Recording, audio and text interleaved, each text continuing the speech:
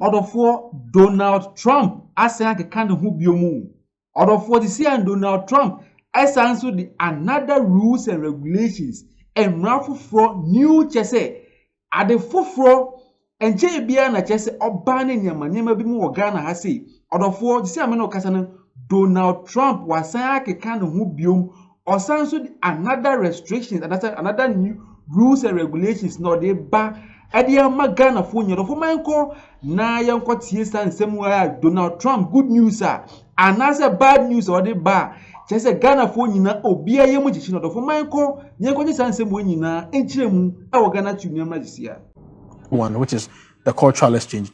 I myself have been a beneficiary of the US educational system, so I know how frustrating it can be when these kind of restrictions, kick in. So I think that there's a lot of concern, like I said, for the business community, because now people cannot have what they call emergency visit to the US. There are people that travel to the US 3 or 4 times in a month, and they do come back, within short period for business interactions. So if they have to come back and renew their visas within 3 months, the money is in itself an issue, but the inconvenience of having a date to book for appointments. I hear now the dates are being carried on to 2026 and 2027. So if you have an urgent business to run in the US and you have these visa restrictions, it comes at a cost. Now, I want to remind people that the Judiciary Committee within the U.S. is seeking to implement what they call, they are wanting to place a bond. They call it visa treatment fee or something, $250. So amongst the various restrictions that are coming, the new policy is that once you are granted a visa, you need to put in place this, you need to put down this cash, $250, for them to guarantee that you are going to be of good behavior, and then the Homeland Department will then determine whether that money should be given to you or not. So there's a number of restrictions that are coming up at the back of these visa restrictions we are seeing. And I want to come to you, Professor of Law, Professor Chia. What are your own preliminary thoughts? And beyond the fact that we got the information that Ghana had gone beyond the 15% threshold in terms of students who are defaulting on their visa mandates, now we have about 21%, and I believe about 7% for those with touristic visas. Aside from these, I'm just wondering why you think the US would do that to Ghana and a few other African countries. Just asking you that in addition to your preliminary thought about my earlier question.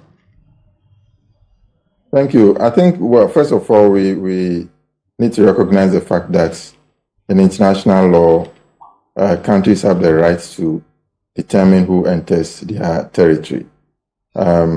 But at the same time, there is also the idea that international relations call for exchange and interactions between peoples from different parts of the world.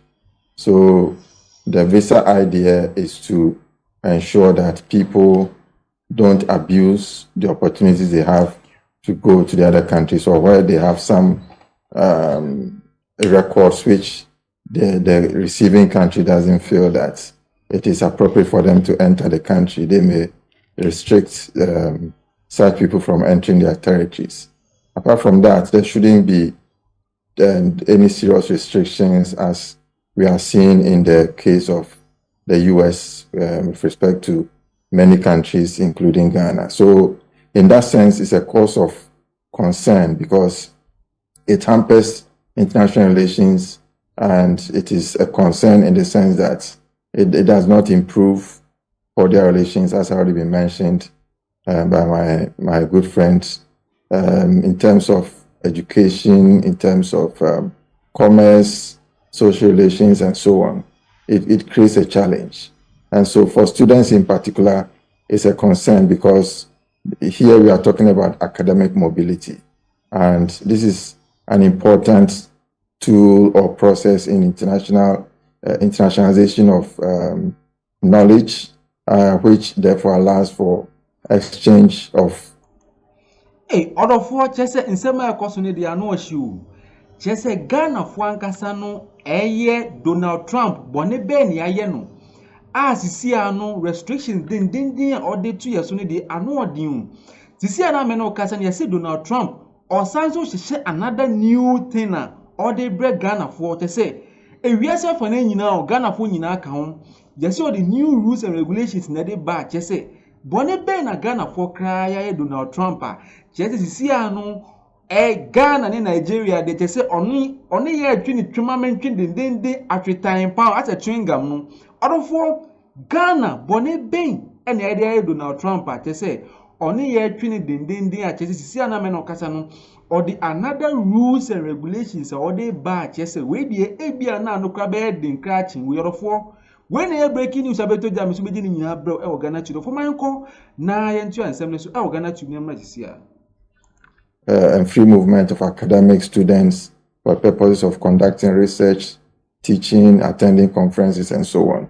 And so countries are supposed to benefit from each other in that regard, especially universities, so that they'll be able to improve knowledge production and conduct joint research and find access to information from various countries for various academic reasons. But it looks like as if the US is not looking at it from that angle, but from a different angle, which we can discuss more. Indeed, it looks like the US is not looking at it from that angle. And I heard you say earlier that, of course, countries have rights regarding who they allow into their territory or on their territory. Would you say that looking at the rate of default, perhaps it's our own fault? It's yes and no. Of course, people who want to travel and get attracted to the place where they go for different reasons. But of course, you cannot run away from the fact that Ghana and a lot of Ghanaians have defaulted from that opportunity they've been given to travel. And so in that sense, there's a cause for worry. But the reasons that the US has given go beyond that. And so it is important to unpack the reasons to know where the situation really is and why the US is embarking on that policy at this time.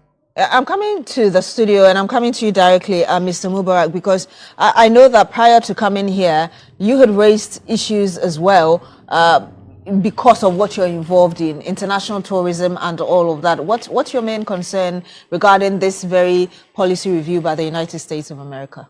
Well, I mean, we live at a time when the US keep shooting itself in the foot as far as international relations is concerned. And this particular happening is one of those erratic moments where the president wakes up, signs an executive order, without thinking through the ramifications long term of what this is, not just on its partners, but also on itself. So it's a move that I would describe as the US shooting itself in the foot. Obviously, they have every right to determine who comes into the US and who does not. But you also would have to take into consideration the fact that the United States of America is a country of migrants.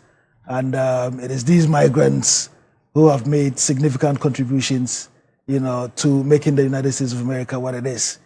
If you look at our nationals that live in the US, we've got about 250,000 Ghanaians living legally in the US. About 10,000 of them are students.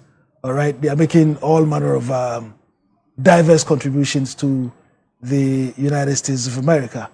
If you look at some of the reasons that have been assigned as the reason for taking this, is the fact that some of our compatriots tend to overstay. But we've also had instances where Americans have overstayed in our country. So but you're looking at the rates. You're looking at the rates. It is a situation that has to be looked at holistically. I mean, the US benefits if migrants go to the US. All right, and this is not to say that Ghanaians don't benefit, because Ghanaians who live in the US are remitting resources, they are learning, they are acquiring skills, and some of them, graciously return home to contribute their quota of whatever they've acquired from the US to build in our country, and that is, that has to be commended. But the US benefits in diverse ways. If tourists come, right, airport taxes, more than likely hotels, there are tickets to venues of, places they want to go and see. 2 years ago, I was in the US, and I did 25 states just by road. touring and seeing what the US looks like. Excellent. Now, but Mr. Mubarak, it doesn't take away from the fact that when you go to Rome, you do what the Romans do. You need to abide by the rules. You absolutely. don't overstay your visa. I'm not holding brief for Ghanaians who overstay their visa, but I'm saying the US shoots itself in the foot with this erratic decision, because what is going to happen is that you wouldn't have many students being able to go. One, they can't even get dates, right, to apply for visas. Secondly, if I'm a businessman, I wouldn't want to put myself through, that kind of situation where I have to apply for a visa every 3 months. And don't forget, there are many fishes in the sea. I mean, currently, people are exposed to other markets.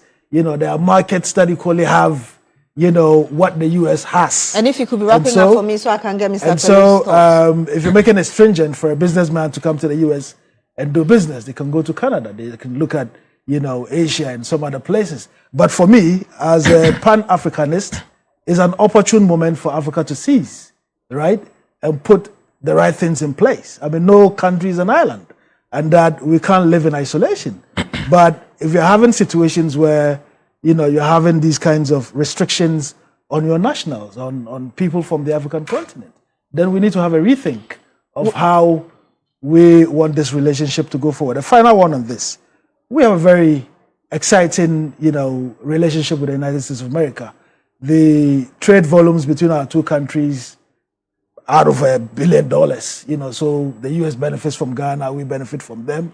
There's diplomatic relations, etc. The relationship has been very exciting and healthy, So this is one of those moments where I thought that they could have sat down at the table and looked at the bigger picture. Ghana is the only country sub-Saharan Africa that has an exciting democracy. The US want to do business with countries such as Ghana. And let me just ask you, and if you could answer it very briefly for me, you say that this decision by the US is erratic, but I'm sure you recall that it's not the first time Donald Trump decided to have this in place. He tried that during his first term. He had to do that like 3 times before finally it was accepted, because they Adolfo, when a breaking news about if you America, I'm so beginning in Ghana to say Donald Trump. On an crop for America for no new rules and regulations, no more but you say you see an idea or Barbie den am Africa for the 4, then a Ghana for Donald Trump. You see an open say one way or the other, not punishing and sort of for aha. And I made the breaking news in a basis of my if you say, mobile like no subscribe and share no notification board, so I might send a bear. I bring here BB drop here content. Who own it and pan what you with your for aha. And I made Donald Trump in sending in a busy Ghana to the 4 Macramunina, Medamunina.